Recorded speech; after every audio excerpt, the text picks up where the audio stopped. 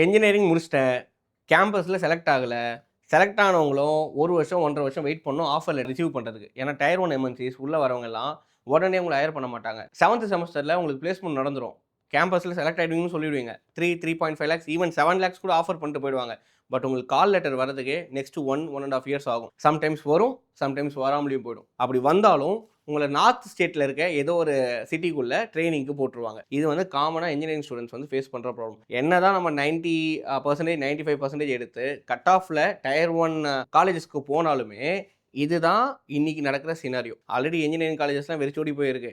ஏன்னா இண்டஸ்ட்ரியோட ரெக்வயர்மெண்ட்டுக்கும் நம்மளோட சிலபஸும் கரிக்குலமும் ரொம்ப கீழ இருக்கு. நானே வந்து 2012 சிலபஸ் படிச்சுட்டு வெளிய வந்தவன் தான். அப்பத்துலேருந்து இப்போ வரைக்குமே நம்மளோட எஜுகேஷன் சிஸ்டம் இன்னுமே மாறாம இண்டஸ்ட்ரி ரெக்வயர்மெண்ட் அனாலிசிஸ் பண்ணாம அது ஒரு வேல இருக்கு, இது ஒரு வேல இருக்கு. ஸோ நம்ம இப்போ அதுக்குள்ள போறதில்ல. பட் நான் இன்ஜினியரிங் முடிச்சுட்டேன்.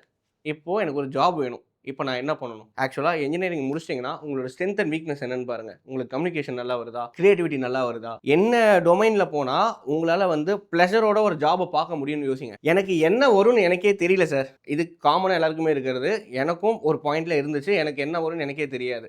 பட் நம்ம வேரியஸ் டொமைன்ஸை டச் பண்ணி பார்க்கும்போது தான் நம்மளுக்கு என்ன வரும் நம்மளுக்கு ஒரு அண்டர்ஸ்டாண்டிங் கிடைக்கும். இது வந்து என்ஜினியரிங் மட்டும் இல்லை, இது ஆர்ட்ஸ் அண்ட் சயின்ஸ் எல்லா காமன் பீப்புளுக்குமே எனக்கு எது நல்லா வரும்னு தெரியல, எனக்கான பிளாட்ஃபார்ம் எதுன்னு தெரியல, எல்லாருக்குமே இருக்க கன்ஃபியூஷன் இது மட்டும் தான்.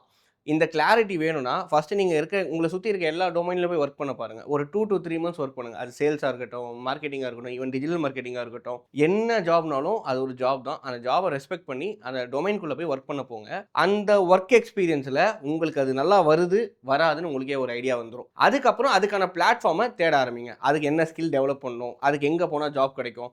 ஈவன் இந்தியாலயே இருக்கணுமா? இல்ல அப்ராட் போணுமா? இந்த பிளான்ஸ் எல்லாம் கொண்டு போலாம்.